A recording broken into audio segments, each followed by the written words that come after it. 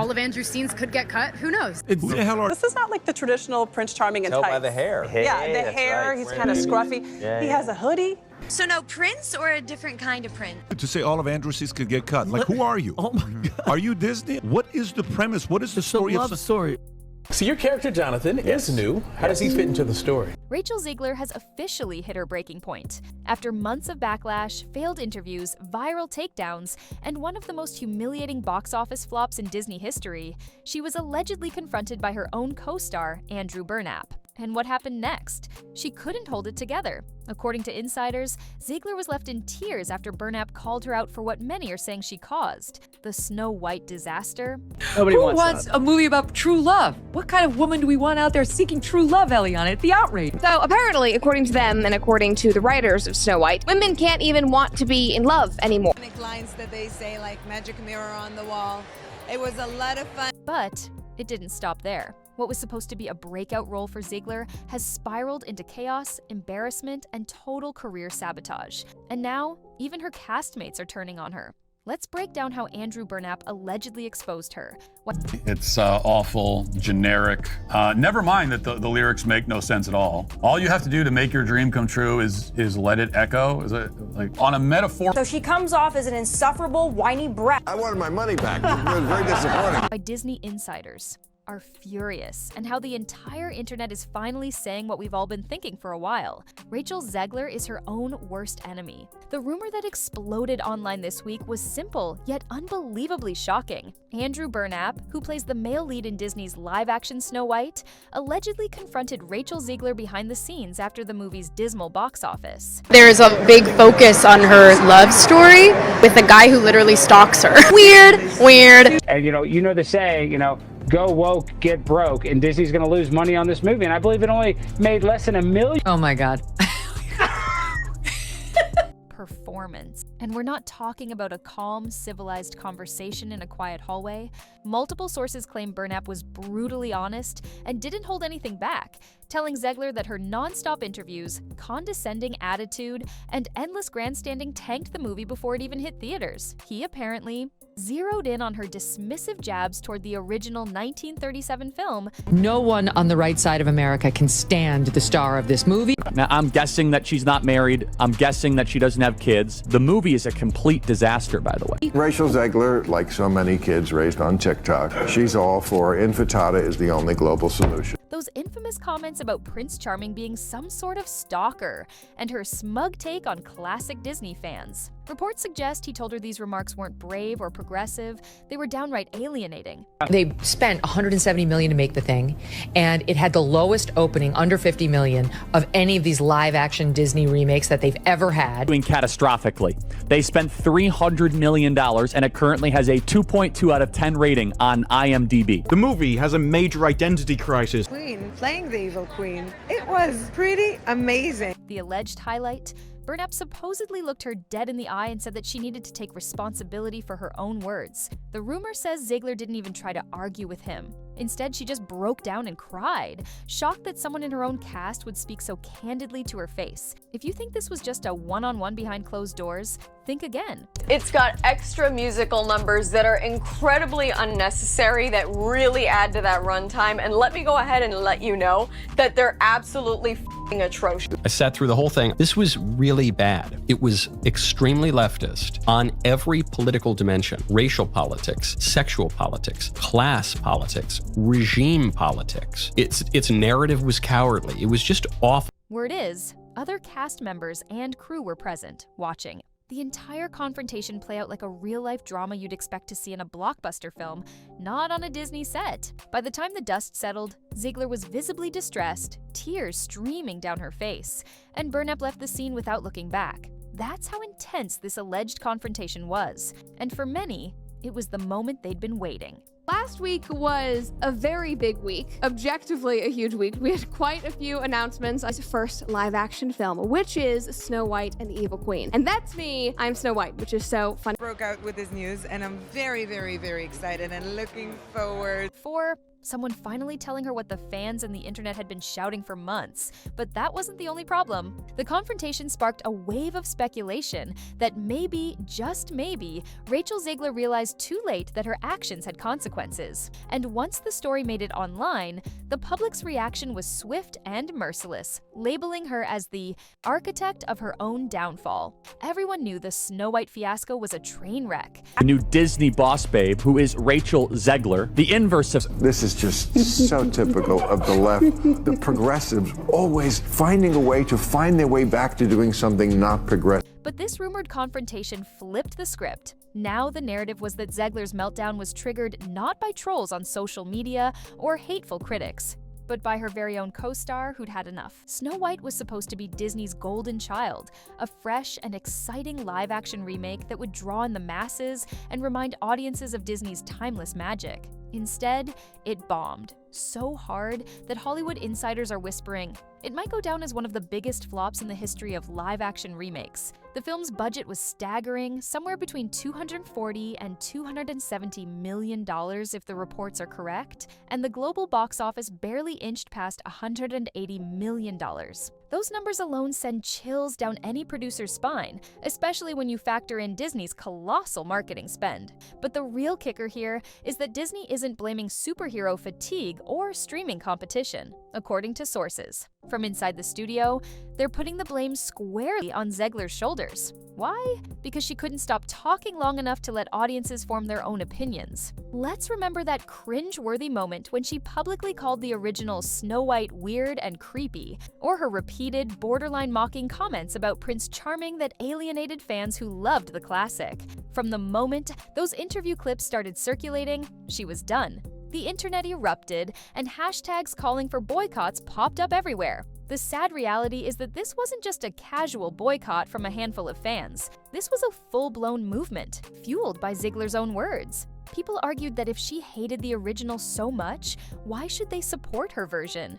Others felt personally insulted by her dismissive attitude toward a film that shaped many childhoods. What was initially meant to be a bold, modern spin on a Disney classic turned into the epicenter of controversy, and that controversy found a face in Rachel Zegler. By the time the film actually hit theaters, it was already too late. The damage was done, and the boycott calls had reached critical mass. The box office numbers reflected a sort of collective nope from audiences. And while everyone in the industry expected the film to at least open strong and then fade, it never even got that initial lift. That's how sour the public perception became. Fans didn't just skip the movie, they campaigned for others to do the same. And ironically, the vacuum was filled with watchers who were more interested in hate-watching or dissecting the behind-the-scenes drama than enjoying a fresh take on a classic. For Disney, it was a PR nightmare. For Rachel Zegler, it was the beginning of what many are calling the end of her career. To fully appreciate the fallout, we need to understand just how desperately Disney tried to steer this sinking ship. According to leaked rumors, the company went into full crisis mode. The moment Zegler's interview snippets went viral, they allegedly assigned an entire team to manage her social media presence. Yes, a whole team, just for her, because they recognized the magnitude of the storm she was stirring.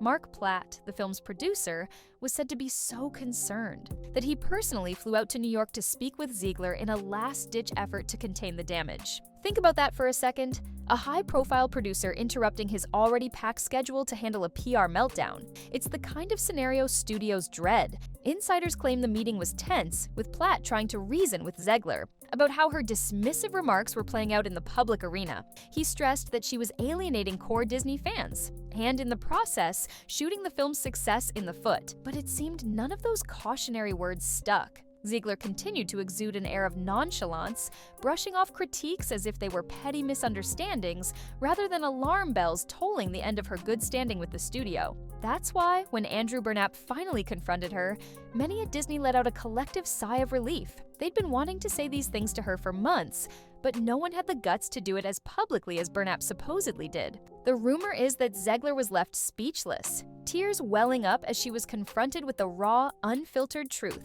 Disney wasn't only dealing with Zegler's PR disaster, they also had to manage the optics of a failing high-budget production. For any major studio, a flop of this magnitude is a red alert. It's an expensive black eye that might keep future investors at bay. Word on the street is that Disney's leadership even flagged Zegler as a potential marketing risk in internal memos. The conversation apparently shifted from how do we support and elevate our leading lady to how do we minimize the damage she's causing to our brand? When a studio sees you as a liability, you'd better believe the writing's on the wall. People who've worked in Hollywood PR will tell you, once that label sticks, it's almost impossible to shake off. That's the deeper story behind why Andrew Burnap's alleged dressing down of Zegler has resonated so deeply with fans and industry professionals. It's not that he was just throwing shade, it's that he finally said what everyone at Disney already knew but were too afraid to articulate. And by speaking out, he inadvertently positioned himself as the voice of reason, overshadowing Zegler. In the process, the second the gossip mill churned out the story of Burnap confronting Zegler, social media platforms lit up. There was a collective "I told you so" from critics and a wave of memes mocking Zegler's meltdown. Fans and detractors alike swarmed to Twitter, TikTok, and YouTube to weigh in, with the majority praising Burnap for standing up to the actress who, in their eyes, had undermined the film's legacy. People who had followed the drama from the beginning were not the least bit shocked. They viewed this confrontation as an inevitable climax. They had seen Zegler's interviews, her tone-deaf remarks about classic Disney tropes, and her condescending attitude toward fans who dared to question her statements. So, when Burnap allegedly gave her a taste of reality, they applauded. So shell. Media was filled with comments like, "Finally, someone put her in her place," and "This needed to happen." She's been out of control.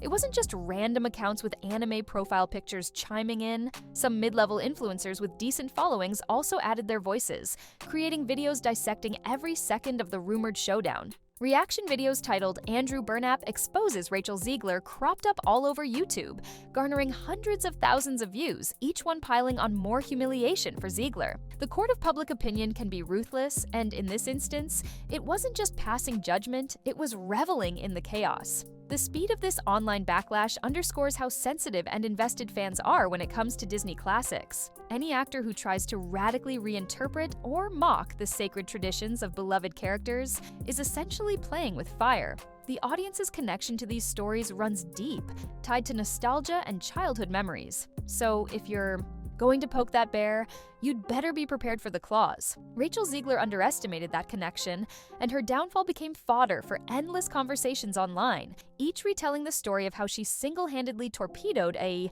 film that could have been her crowning achievement. It's almost comical how these industry dynamics can flip overnight. Before Snow White, Andrew Burnap was recognized mostly in Broadway circles and by theater aficionados who admired his stage presence. He was respected, sure, but not exactly a household name. Now, following this rumored confrontation, he's being heralded as a heroic figure who bravely confronted the villain of the story. At least, that's how many fans are labeling Zegler at this point. This new status has catapulted Burnap into the mainstream conversation.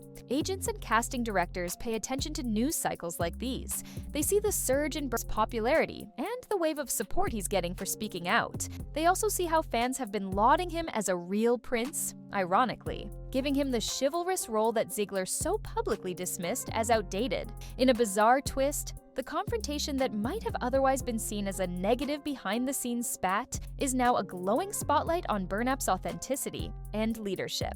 Industry insiders whisper that Burnap is already getting more interest from major studios looking to capitalize on his moment. It's no secret that Hollywood loves a fresh face, especially one that has shown bravery or backbone in a high-profile situation. Gossip suggests he has a couple of undisclosed offers on the table, one of which might be for a high-profile project that could solidify him as a leading man in Hollywood. If true, this is a perfect example of turning lemons into lemonade. The fiasco that overshadowed Zegler's potential stardom might just be the launching pad for Burnap's own cinematic rise. While Disney has remained tight-lipped about Zegler's performance and attitude, the rumor mill is in overdrive.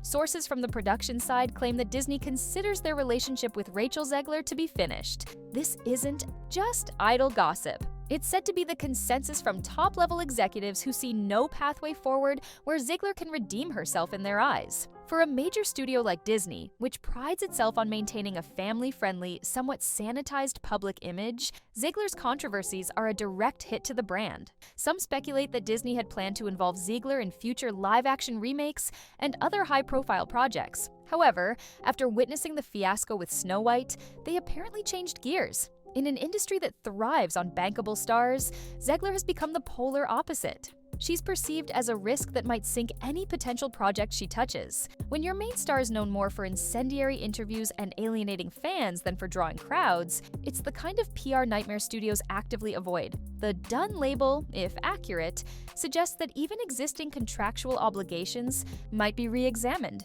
There's talk that some merchandising deals or cameo appearances could be quietly canceled or reshuffled. Disney is known for its meticulous brand management, and they won't want negative associations swirling around their iconic characters for years to come. The conversation now is whether Zegler will attempt to rebuild her relationship with another major studio, or if she'll fade away into lesser-known indie projects, hoping to rehabilitate her public image from the ground up.